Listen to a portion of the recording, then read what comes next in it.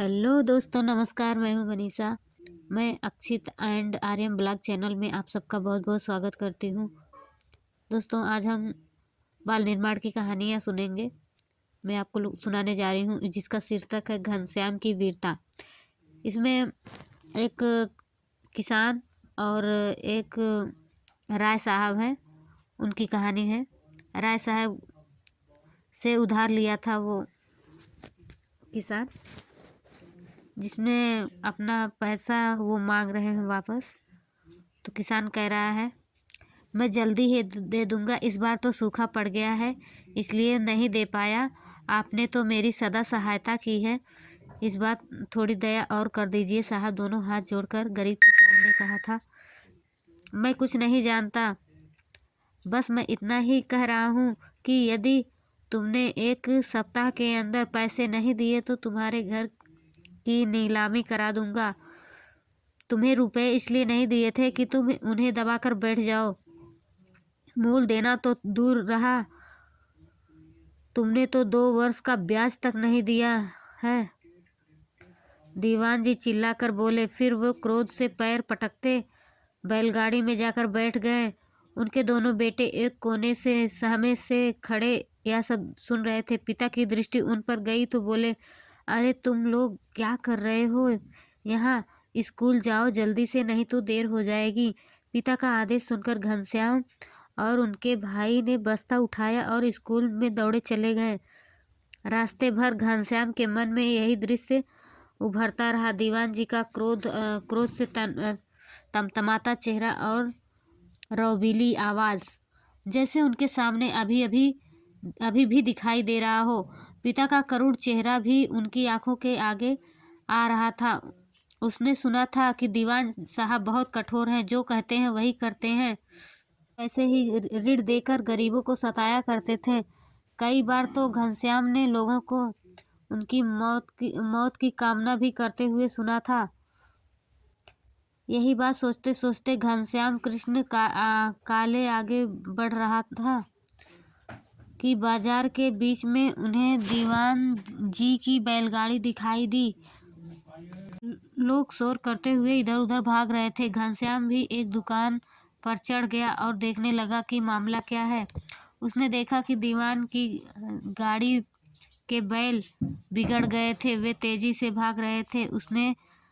उसके साथ जूती गाड़ी घिसटती पीछे चल रही थी। गाड़ी पर बैठे दीवान जी के हाथ से लगाम छूट चुका था। कुछ पल बाद ही उसने देखा कि गाड़ी पलट गई। जुआ तुड़ाकर बैल भाग गया। एक पर दूसरा दीवान जी को अपने सींग से मारने दौड़ा। उसने अपनी जान बचाने के लिए इधर उधर भाग रहे थे। किसी का यह साहस न हो पा रहा था कि दीवान जी को बचाएं। एक बार घनश्याम के मन में आया, उसको अपनी करनी का दंड मिल रहा है। पर शीघ्र ही उसे अपने मास्टर जी की सीख याद आ गई, जो सदा यह कहा करते थे कि संकट में पड़े हुए की रक्षा करना ही मनुष्यता है। वे बालकों को वीर बच्चों की कहानियाँ सुना कर उन्हें वीरता का संचार करते थे। घनश्याम अपने प्राणों की परवाह न कर वहाँ से कूदा और दौड़कर बैल के सामने जा खड़ा हुआ। लोग सांस रोक यह दृश्य देख रहे थे। घनश्याम ने तेजी से बैल की रस्सी पकड़ी और अपनी ओर खींचने लगा। क्रोध में बैल भी चिढ़ गया और दीवान को छोड़कर घनश्याम पर झपटा। पर घनश्याम तो पहले से ही उनके लिए तैयार था। उसने बिना समय खोए साहस छोड़े विलक्षण चतुराई से जल्दी से बैल की रस्सी एक खंभे से लपेट दी। बैल को बंधा देख और भय का कारण दूर जानकर लोग पास आने लगे।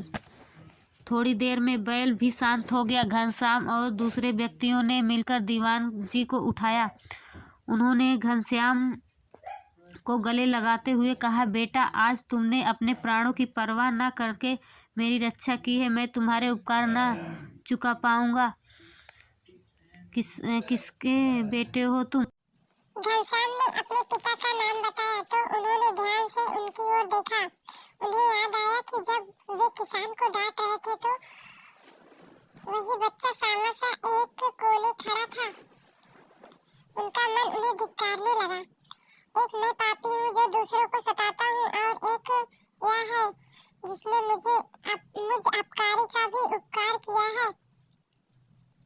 उन्होंने घनश्याम का हाथ पकड़ा और बोले, चलो मैं तुम्हें तुम्हारे पिता से मिलना चाहता हूँ। वह किसान को तो दीवान जी को फिर से आता देख कांपने लगा। घनश्याम को उनके साथ देखकर उनका मन और भी भयभीत हो गया। इस शरारती बालक ने ना जाने अब क्या अपराध कर दिया है। अब तो भगवान ही रक्षा कर सकते हैं, वह मन ही मन सोचने लगा।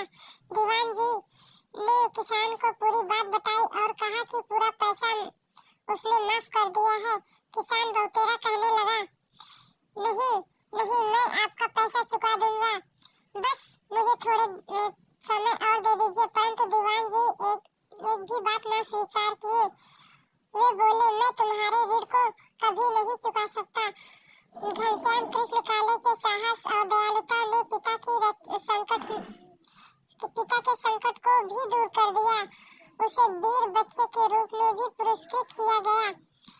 आशा है आपको ये कहानी बहुत ही पसंद आई होगी। आप लोग लास्ट तक बने रहे, इसलिए धन्यवाद। Thanks for watching this video.